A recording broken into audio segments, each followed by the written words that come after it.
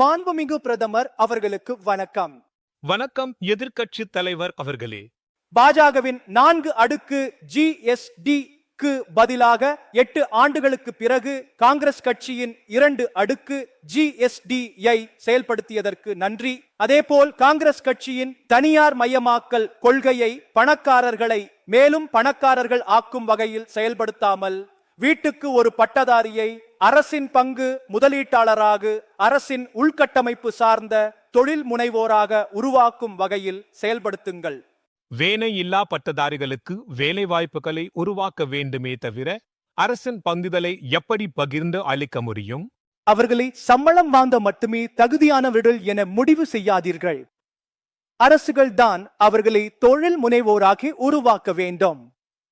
ஜமீன்தாரிடம் அளவுக்கு அதிகமாக இருந்த விளை நிலங்களை நில உச்சவரம்பு சட்டத்தின் கீழ் உழுதவர்களுக்கு நிலம் வழங்கி அவர்களை விவசாயிகளாக உருவாக்கிய நேருவின் வழியில் அரசின் சொத்துக்களை 4-5 நிறுவனங்களுக்கு மொத்தமாக விற்பனை செய்வதற்கு பதிலாக கோடிக்கணக்கான வேலை இல்லா பட்டதாரிகளின் பங்களிப்பை உறுதி செய்யும் உள்ளூர் நிறுவனங்கள் மட்டுமே அரசு துறைகளில் முதலீடு செய்யும் வகையில் முதலீடு உச்சவரம்பை நிர்ணயம் செய்யுங்கள்.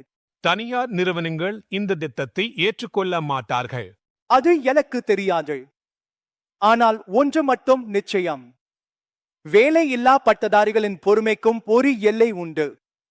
தனியார் மயமாக்கல் கொள்கையில் அவர்களின் பங்களிப்பை உறுதி செய்ய தாமதமானால் அவர்களின் கோபத்திற்கு ஆளாகி விடாதீர்கள்.